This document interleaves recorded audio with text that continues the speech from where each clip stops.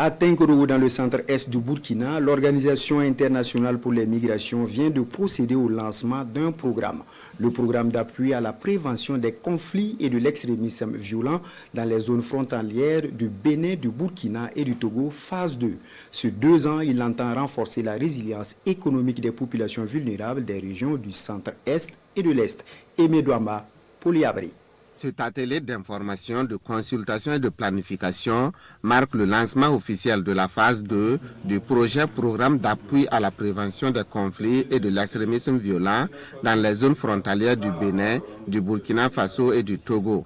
Un projet qui vise à consolider les acquis de la première phase et à construire un tissu social résilient, mais aussi et surtout à prévenir l'extrémisme violent dans les régions de l'Est et du Centre-Est. Il y aura un ensemble de jeunes et de femmes qui seront identifiés et qui seront bénéficiaires donc d'un ensemble de formations en entrepreneuriat pour leur permettre de pouvoir développer des activités génératrices de revenus. Et voilà, essayer donc de renforcer un peu la résilience à ce niveau.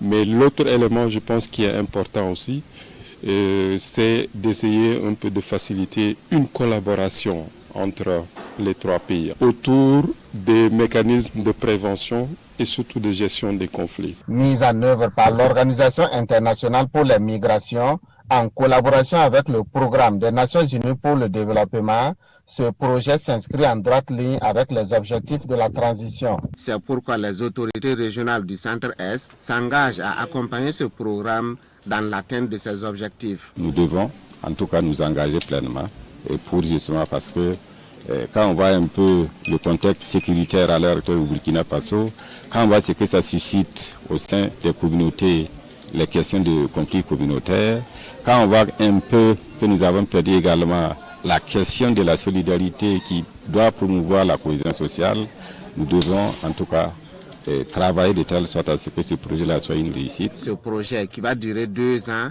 est financé par le Fonds de consultation de la paix des Nations Unies à hauteur de 5 millions de dollars.